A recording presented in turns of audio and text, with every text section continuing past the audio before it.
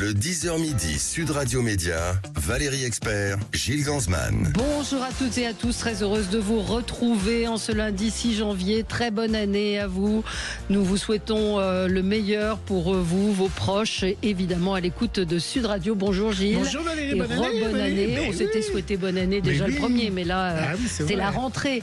Notre invité aujourd'hui, Fabrice Gardel. Bonjour, vous êtes réalisateur et on va pouvoir voir samedi soir sur Paris Première un document assez incroyable sur Philippe Bouvard, les 1001 vies de Philippe Bouvard, avec un nombre de témoignages assez phénoménaux, et les témoignages, un nombre phénoménal, mais des témoignages assez incroyables. Vous avez eu Nicolas Sarkozy, Mimi Mati, tout le monde vous a dit oui, hein? Oui, effectivement, je fais beaucoup de portraits. C'est la première fois que si rapidement, tant de gens m'ont dit oui. Dans les 24 heures, Mimi Mati, Muriel Robin, Sarkozy, tout le monde a dit oui. Et effectivement, ça prouve qu'ils doivent beaucoup. Oui, et la question que je me suis posée, je me suis dit, mais il n'est pas mort, Philippe Bouvard. Donc c'est presque un documentaire, hommage à cet homme quand même aux multiples vies. Oui, en effet, il a 95 ans. Ouais. Et voilà, et le pauvre, malheureusement, il voit très mal, il entend très mal, mais il est coriace, il est toujours là. On a fait une avant-première à Cannes et je peux vous dire qu'il était là et il lâche pas la rampe. Comment il a réagi quand vous lui avez dit que vous vouliez faire un document sur lui? Alors, je vais vous dire, comme il est assez malin, il avait peur que ce soit quelque chose qui soit un petit peu convenu. Et quand je lui ai dit que j'avais fait aussi des documentaires sur Albert Camus ou Simone de Beauvoir, ça l'a titillé. Ouais, et donc, il savait que ça allait dépasser le côté purement battleur. Et je pense que ça l'a séduit. Pour rendre à César ce qui est à César, c'est Paris Première qui a eu cette idée. Ils m'ont dit, si vous arrivez à le convaincre, on le fait tout de suite. Ouais. Et je pense que c'était une bonne idée. Et je pense que ça l'a séduit pour montrer qu'il est autre chose qu'un battleur. Ouais. Il a envie de quoi? De laisser quelle trace? Je pense, si vous voulez, que moi, une des choses que j'aime beaucoup chez lui, c'est que c'est quelqu'un de très lucide. Il sait qu'il est plus malin que la moyenne, il est né avec des talents exceptionnels, il a beaucoup travaillé. Il sait qu'il a beaucoup travaillé. Et en même temps, il sait qu'il ne sera jamais Sacha Guitry ou Georges Simenon. C'est son rêve de devenir Sacha Guitry. Voilà. Et donc, moi, j'aime cette intégrité. Je pense qu'il a créé des marques, c'est pas rien. Les grosses têtes, le petit théâtre de Bouvard. Donc il a été beaucoup plus haut que la plupart. Et en même temps, c'est un type lucide. Il sait qu'il sera pas Charlot, mais il vit avec. Mais il a une plume magnifique. Moi, j'ai adoré tous ses livres, toutes ses pensées qui, dans le Figaro Magazine, cette dernière page. Il a quand même une fulgurance assez. D'abord, c'est un type très intelligent. Magnifique. Et ça fait partie de cette génération. Pour Paris Première, j'ai eu le plaisir de faire des films sur Jean-Yann, sur Jacques Martin. Et il incarne ce qu'on appelle cette culture populaire. Et moi, ça me tient à cœur. C'est-à-dire qu'on peut être. Il y a le mot culture. C'est un type intelligent, ce que vous dites. Il lit beaucoup, il s'est formé au classique, il adore Sacha Guitry, il adore Simenon, et populaire. C'est-à-dire qu'on peut inviter un chanteur avec un musicien d'opéra ou un académicien. Et je trouve que cette culture populaire, au bon sens du terme, et puis aussi cette irrévérence qu'on retrouve beaucoup sur Paris Première, pour moi, c'est quelque chose de très important, surtout aujourd'hui, où on a tendance à opposer la culture et le peuple, et être haineux. C'est jamais des gens haineux. Alors, on va passer au zapping. Sud Radio Média, l'instant zapping. Le zapping, premier zapping de l'année. Non, vous avez commencé avec Thierry, c'est vrai. Oui, mais c'était genre une pré-rentrée. Une pré-rentrée. Paris sera-t-il aujourd'hui bloqué par les agriculteurs? Alors en effet, la coordination rurale appelle de nouveau à manifester avec comme objectif bloquer la capitale. Mais en fait, si on creuse un tout petit peu, Valérie, on s'aperçoit que derrière cette grève se cache un enjeu. Vous savez quoi? Ce sont les élections professionnelles dans les chambres d'agriculture. Et c'est pour cela que la coordination rurale est la seule, sans la FNSEA, qui veut bloquer Paris.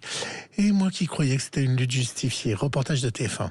Avec 21% des suffrages obtenus au dernier scrutin, la coordination rurale espère faire bouger les lignes à sa façon. On est un peu plus direct et un peu plus cash dans nos propos, mais c'est pas pour ça qu'on est agressif. Si on demande quelque chose à l'administration, je pense qu'elle est de bon sens. Après que ça prenne du temps, on veut bien l'admettre, mais il arrive un moment où on met une butée et on monte d'un cran. Le syndicat majoritaire, lui, se veut rassembleur et prône le dialogue. Nous avons toutes les productions rassemblées dans notre syndicat, toute la diversité de l'agriculture. Peut-être que certains vont se bloquer à la discussion. Aujourd'hui, il n'y a pas si on peut pas se couper du débat avec nos interlocuteurs politiques. Ça, c'est quelque chose de primordial.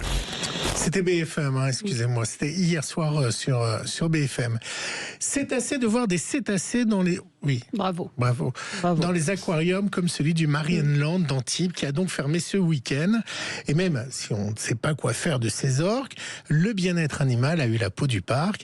Mais le plus surprenant, Valérie, peut-être pas vraiment, c'est que ce week-end, alors du coup, tout le monde a voulu aller à Marienland, alors qu'on dit c'est pas bien d'aller voir les orques et autres. Tout le monde s'est précipité pour voir la mort en face d'un lieu emblématique de la région. Le parc n'est pas encore ouvert et déjà, des dizaines de visiteurs se pressent pour y rentrer une dernière fois. Comme cette famille venue du Var. Pour qu'il puisse le voir, le petit. On a déjà été une fois avec le grand. Et là, du coup, on y va avec les 2 derniers. Ça sera peut-être la dernière occasion de voir des gros animaux comme ça, en fait. Moi, j'y suis allée depuis que je suis toute petite, en fait. Donc, du coup, c'est une page qui se tourne. Entre impatience et nostalgie, certains sont venus d'encore plus loin. Pour eux. On est venu exprès de l'Hérault. On a dormi sur place. On va voir les orques et l'aquarium. Ça va être super. C'est quand même à contrario. C'est-à-dire qu'on ferme parce qu'on veut plus que les orques... Et ça fait venir... Et ça fait venir tellement de monde. Je trouve ça assez fou. Vous trouvez bien que ça ferme ? Oui. Oui, c'est à vous que je m'adresse. Oui. Moi, je trouve que c'est bien que les animaux en captivité, enfin en particulier ce type d'animaux, c'est pas forcément génial. Qu'est-ce qu'on est aujourd'hui ? La galette des rois ? Non, c'était hier. Non, c'est aujourd'hui l'épiphanie. Ah bon, le 6 janvier. Le 6 janvier, c'est l'épiphanie. Tapez sur votre ordinateur, c'est vérifiez mes informations. Non, je vous crois, mais c'est dimanche d'habitude, non ? J'ai vérifié 3 fois, je me suis dit, là, l'épiphanie tombe ce lundi 6 janvier, c'est le jour de l'épiphanie. Ça y est, vous avez tapé, vous avez vérifié ? Lundi 6 janvier. Voilà. Oh, vous savez que vous n'imaginez pas. Et quel est le sens de l'épiphanie ? Alors, c'est le petit Jésus, non ? C'est la naissance du Christ et qui était fêtée le 6 janvier. Cette date fait place à l'adoration des mages. Oui, mais moi aussi j'ai Wikipédia sur mon ordinateur. Absolument. Avec des messages. Donc, ce week-end, c'était donc le retour dans les médias de la galette des rois avec les partisans de la frangipane, ceux de la couronne de brioche aux fruits confits. Ça dépend des régions. Et pour couronner le tout, vous savez quoi ? Il y a même eu un restaurateur, ça c'était sur TF1, qui a fait une galette salée. Alors ça fait du bruit. Mais finalement, BFM, de son côté, a opté pour un reportage pour ceux qui font la galette pour le roi de l'Élysée. Là, c'est une galette un peu exceptionnelle puisqu'elle fait 1,20 m de diamètre, plus de 20 kg. Donc on change un peu le travail de l'ordinaire puisque les pâtons, on va les agrandir et les faire un peu plus gros. On va étaler beaucoup plus grand, faire un peu plus de technique. Donc nous, on a pris le dimanche, notre dimanche, jour de repos, pour préparer ça gentiment. Et puis essayer aussi, comme on représente aussi l'équipe de France des boulangers, donc on voudrait faire une galette qui sort un petit peu de l'ordinaire. Et on a fait une petite surprise dans la galette. C'est quoi la petite surprise ? Eh bien, j'ai cherché, on ne sait pas, on la découvrira aujourd'hui. Voilà. Moi, je suis frangipane classique, pas les trucs au chocolat avec des machins. Ou à la pistache. Non, classique. Vous avez une préférence ? Moi, je suis comme vous, j'aime le classique. Voilà, Fabrice Gardel, donc le classique, on est d'accord. Et si vous allez voir le reportage sous BFM, il y a des messages très sympathiques sur le reportage, s'il pouvait se casser une dent. Oui, il y a aussi s'il pouvait s'étouffer avec la frangipane. S'il pouvait s'étouffer avec la frangipane. Est-ce que Madame Macron va porter la couronne ? Enfin, il y a tout, des vœux de bonne année en quelque sorte. Tiens, justement, parlons de la nouvelle année. Alors, j'ai pensé à un sujet pour vous. Oui. Sur les jours de vacances qu'on va pouvoir augmenter en prenant les bons RTT. Ouais. Bon, alors, je sais que j'ai trouvé ça assez hallucinant d'ailleurs, Sophie de Menton, on a fait un petit papier. C'est vrai qu'on pense déjà aux vacances et autres. Bon, je sais que vous êtes la médaille d'or dans ce genre d'exercice, mais pour les autres, TF1 a fait des comptes, c'est assez hallucinant quand même.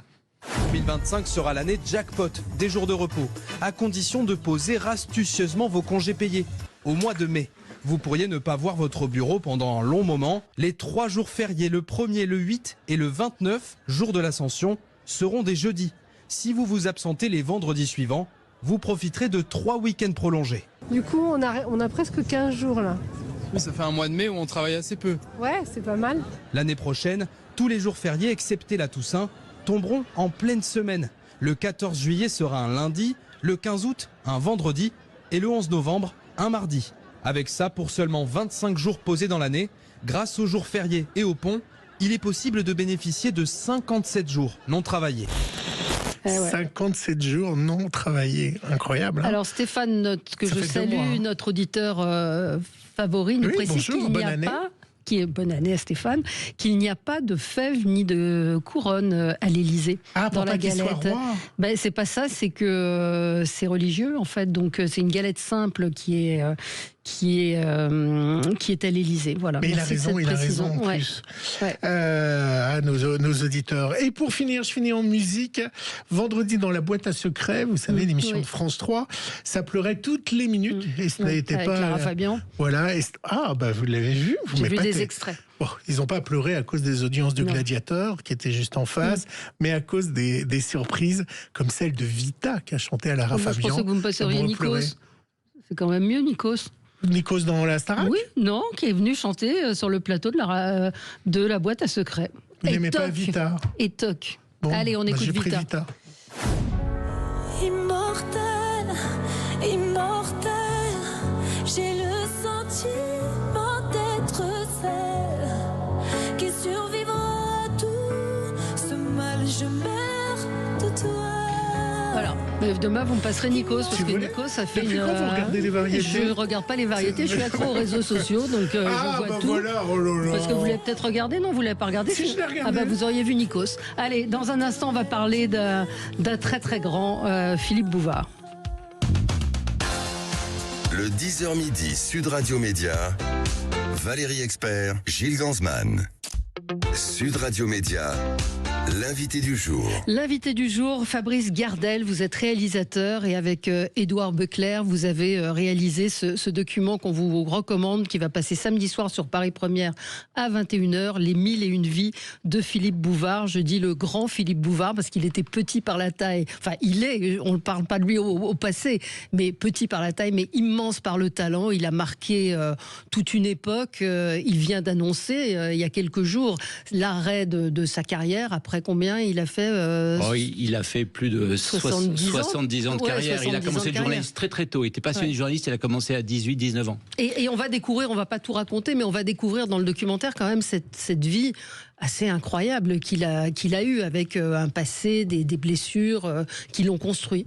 Oui, une des choses qu'on raconte dans le film, qui raconte assez peu, c'est que il est d'origine juive, il n'en a pas parlé, il a ses grands-parents du côté de son père adoptif sont morts à Auschwitz, et c'est une blessure, et comme c'est quelqu'un d'assez pudique, il n'en a longtemps pas parlé. Mais par exemple, il a été très traumatisé par la guerre. Ouais. Et Jacques Maillot raconte, par exemple, qu'il ne supporte pas les feux d'artifice. Une fois, ils étaient à Cannes. Il y avait un grand feu d'artifice. Ils étaient invités dans un des palaces de Cannes. Et il a dit à Jacques, non, j'y vais pas. Et Jacques lui a dit, pourquoi ? Il a dit, ça me rappelle trop la guerre, je ne supporte pas. Et cette question de l'antisémitisme est quelque chose qu'on révèle. Et l'idée, c'est justement de montrer la palette de cet homme, qui n'est pas simplement l'animateur ou le créateur des grosses têtes, mais qui est bien plus que ça. Et on comprend aussi à travers ça qu'il avait été très choqué de la dénonciation, de l'hypocrisie des gens. Et ce qui revient beaucoup dans votre documentaire, c'est le mot honnête. C'est honnête. C'est un homme profondément honnête. Oui, il aime pas qu'on raconte des cracks. Et il ne s'en raconte pas à lui-même. Par exemple, il dit, j'ai effectivement eu quelques talents, mais je dois beaucoup à ceux que j'ai rencontrés.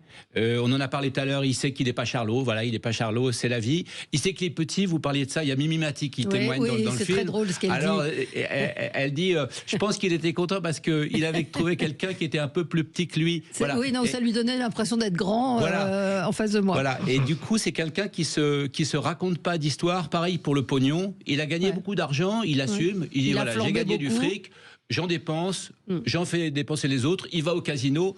Et je trouve que dans cette époque aujourd'hui un peu cul-serrée, j'aime bien ces gens un peu comme Jean-Yann, Jacques Martin, qui disent les choses. C'est ce côté un peu irrévérencieux. Je pense qu'il faut remettre un petit peu au goût du jour. Est-ce qu'il se considère comme une star ? Parce que par exemple, j'ai pas eu l'impression qu'il y ait un jour qu'il ait fait de la publicité, par exemple. Non, il est à la fois, comme tous les grands, il est ambivalent, il est extrêmement orgueilleux. Il est très occupé de lui-même et en même temps, il sait qu'il ne sera pas non plus une immense trace dans l'histoire. Donc, il est un petit peu entre les deux. Il faut dire qu'il est aussi assez casse-couille. Ouais. Il peut être très égoïste, d'ailleurs, on le dit dans le film. Ouais. Mais en même temps, est-ce qu'on fait 70 ans de carrière en étant gentil? Un peu obsédé par l'argent, hein, quand même. Oui, il est très obsédé par l'argent. Il adore l'argent. Il adore l'argent, mais ce que j'aime bien dans le film, on a été le filmer à Cannes. Ouais. Alors, il voit pas le pauvre, mais il y a son assistante. Alors, il est pas bête. Il a ses mains comme ça. Alors, il y a les jetons de 100 et les jetons de 50. Ah, parce qu'il continue à jouer? Et il joue. Il va au casino, même s'il voit pas. Oui. Là, on l'a filmé dans le film. Et il a effectivement une jeune femme qui l'accompagne. Il a une jeune femme qui l'aide. Et alors, je peux vous dire que quand il est au casino, il revit. C'est son cerveau se remet en. Mais non. Si. Et il adore ça. Et en fait, il dit dans le film, il va pas au casino pour gagner de l'argent. Il va au casino pour avoir des émotions fortes. Ouais. Il a adoré on n'a pas eu beaucoup de temps, mais il a adoré les bagnoles. Donc, il a eu plein de voitures. Il avait une Rolls. Donc, en fait, il cherche des émotions. Et dans le jeu, c'est Jérôme Begley, le patron de match, qui raconte ça. Ils vont tous les deux. Il s'est même fait interdire de casino à un moment parce qu'il dépensait trop. Mais maintenant, l'âge venant, il l'accepte à Cannes. Mais il a voulu continuer à travailler malgré, vous le disiez, le fait qu'il ne voit plus très bien, qu'il n'entend plus très bien. Et il avait une jeune femme, une assistante, qui l'accompagnait, à qui il dictait ses textes. Elle est encore là, Stéphanie, je lui rends hommage parce qu'elle nous a beaucoup aidé dans le film. C'est un accro au travail. Oui, dans le film, il dit à un moment, je travaille 15 heures par jour et on lui dit, mais pourquoi vous ne travaillez pas plus? Il dit, j'ai essayé 16 heures, mais là, ça me fatigue un petit peu.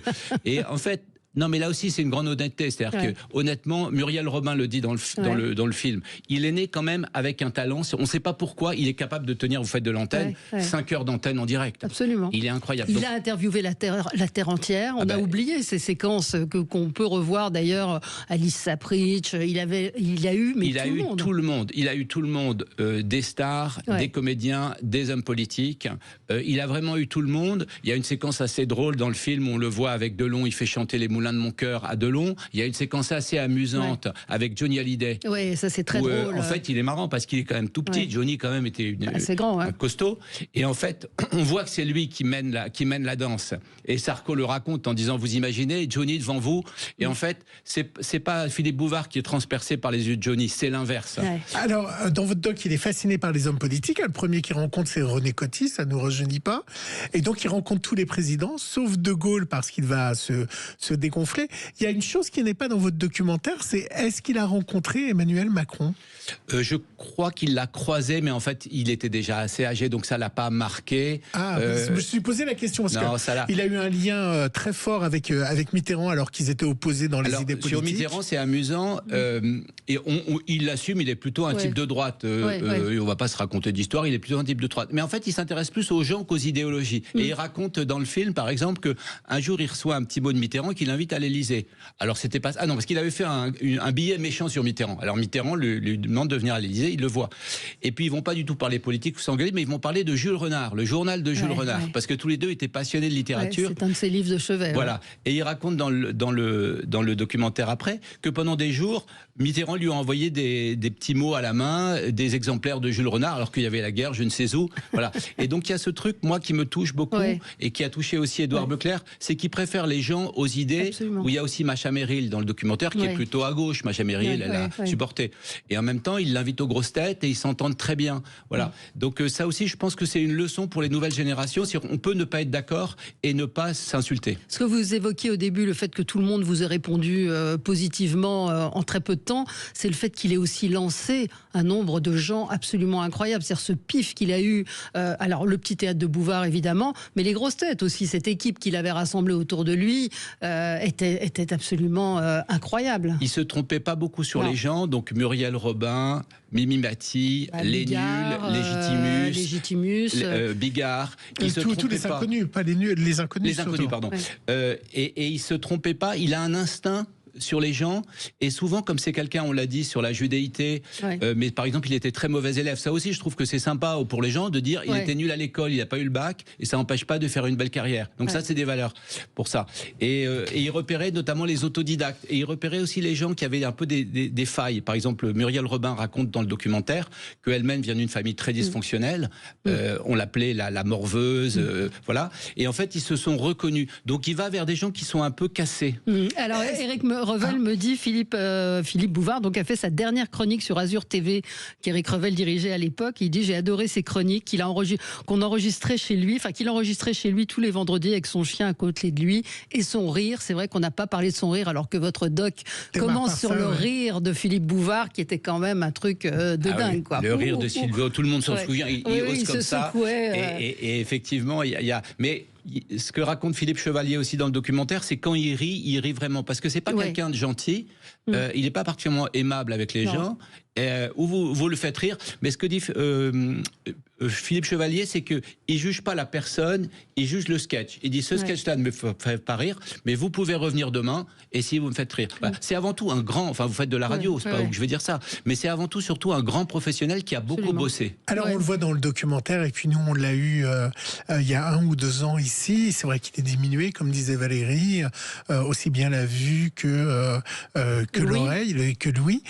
Est-ce qu'il a une sérénité par rapport à la mort? Est-ce que c'est une chose dont vous avez parlé avec lui?